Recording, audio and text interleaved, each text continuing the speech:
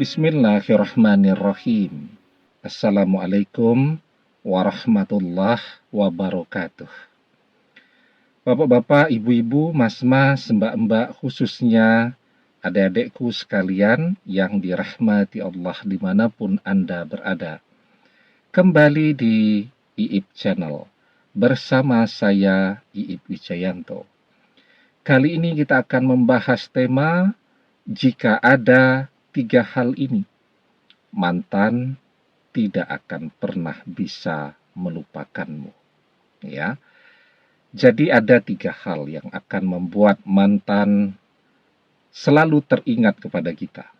Jadi bukan teringat yang seperti kita mengingat teman sahabat ya, tetapi ingatan yang diiringi dengan rasa kangen, rasa cinta, rasa cemburu, dan seterusnya.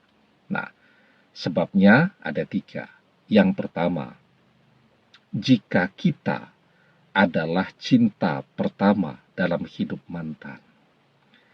Banyak sekali orang ya yang masih terus membicarakan cinta pertama dalam hidupnya.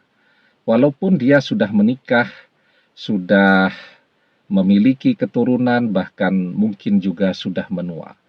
Cinta pertama itu akan selalu ada dan segar di dalam ingatan seseorang. Itu hebatnya segala sesuatu yang serba pertama. Pengalaman pertama kali masuk sekolah, pengalaman pertama kali masuk kuliah, pengalaman pertama kali merantau, dan seterusnya. Itu adalah pengalaman-pengalaman yang akan selalu kita ingat dan selalu kita kenang. Tidak bisa kita lupakan. Nah, memang yang tersulit adalah ketika kita memang bukan cinta pertama bagi mantan ya. Kita sudah cinta ke-12 bagi mantan.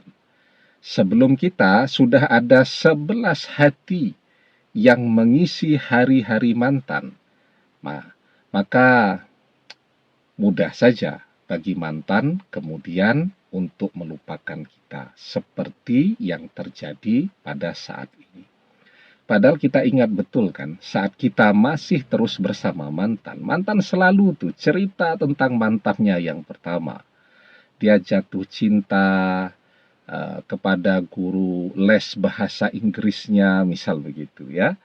Dan seterusnya. Nah, jadi itu akan selalu dia ceritakan. Tetapi dengan kita tentu sangat berbeda karena kita sudah cinta kesekian di dalam hidup mantan.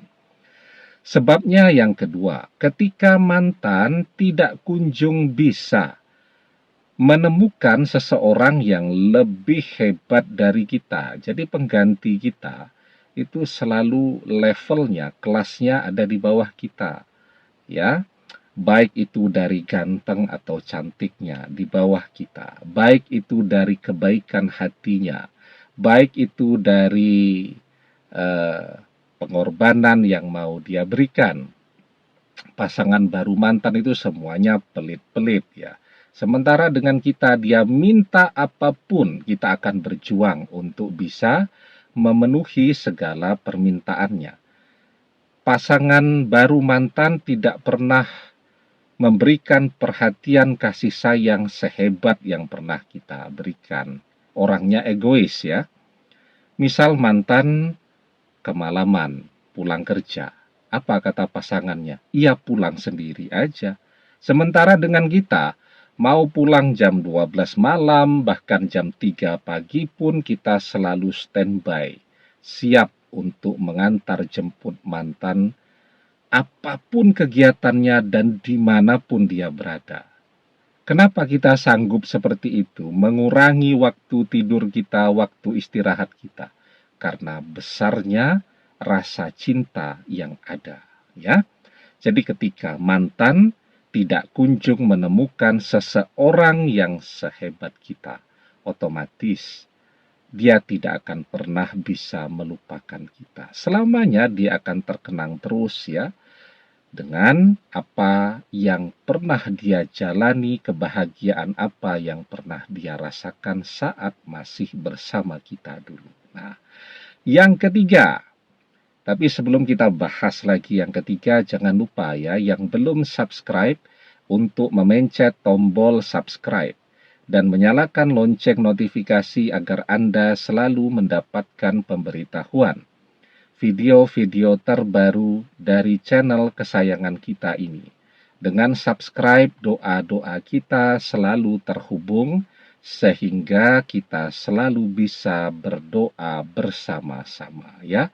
Dan jangan lupa subscribe itu gratis ya. Nah, yang ketiga nih, ketika mantan tidak pernah lepas ya dari doa-doa kita. Hatinya tidak pernah lepas dari kita sentuh dengan doa-doa kita.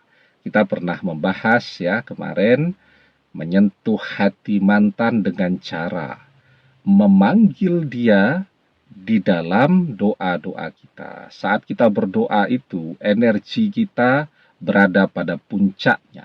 Sehingga ketika kita memanggil mantan, di situ dia akan bergetar. Hatinya akan bergetar.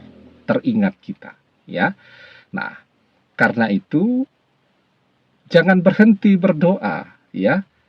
Jangan mengeluh dalam berdoa. Kita selalu bilang, saya sudah capek berdoa. Padahal ketika kita bilang saya sudah capek berdoa, itu tanda bahwa doa tidak terkabul. Artinya apa? Artinya merasa capek berdoa itu tanda orang yang tergesa-gesa dalam berdoa. Ya, saya sudah jenuh berdoa, saya sudah menyerah dalam berdoa. Coba tuh. Padahal kan berdoa itu sesuatu yang tidak capek. Kita berdoa, meminta mantan kembali, mungkin butuh waktu 1 menit. Ya, kita ngobrol dengan teman-teman bisa 2, 3, 4 jam. Waktu berlalu tanpa terasa. Kita menggunakan media sosial, kadang-kadang mulai jam 8 malam, tahu-tahu sudah jam 1 malam. Berhenti karena lowbat, karena baterainya habis. Coba kalau baterainya handphone tidak habis sampai subuh tuh, ya, kita merasa capek dalam berdoa. Padahal berdoa butuh waktu 1 sampai 5 menit, ya. Berdoa itu juga beda kan dengan orang sepak bola, orang lari pagi, maraton dan seterusnya yang berkeringat, ya. Berdoa kan cukup duduk mengangkat kedua belah telapak tangan. Kalaupun tidak mengangkat kedua belah telapak tangan, kita berdoa dengan hati kita pun itu sudah termasuk berdoa. Ya, berdoa itu tidak melelahkan.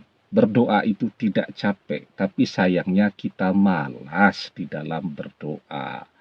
Kita tidak mau menginvestasikan waktu kita yang sangat banyak 1 sampai 5 menit untuk berdoa. Dan kitalah yang memilih agar doa kita menjadi tertolak dengan mengatakan saya capek berdoa. Itu tanda bahwa doa kita tidak terkabul.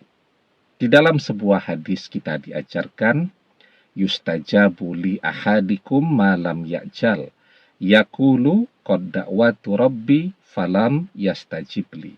Doa salah seorang di antara kalian pasti dikabulkan selama ia tidak tergesa-gesa. Siapa orang-orang yang tergesa-gesa itu? Yakni orang-orang yang mengatakan aku sudah berdoa kepada Robku, tetapi dia tidak mengabulkannya untukku. Nah, jadi orang yang tergesa-gesa itu adalah orang yang mengatakan saya capek sudah berdoa, saya sudah jenuh berdoa, kok doa saya belum terkabul juga. Nah, itu tanda orang-orang yang doanya tertolak. Karena itu sentuh setiap hari hati mantan dengan doa-doa kita. Jangan biarkan 1 hari pun hatinya melupakan kita.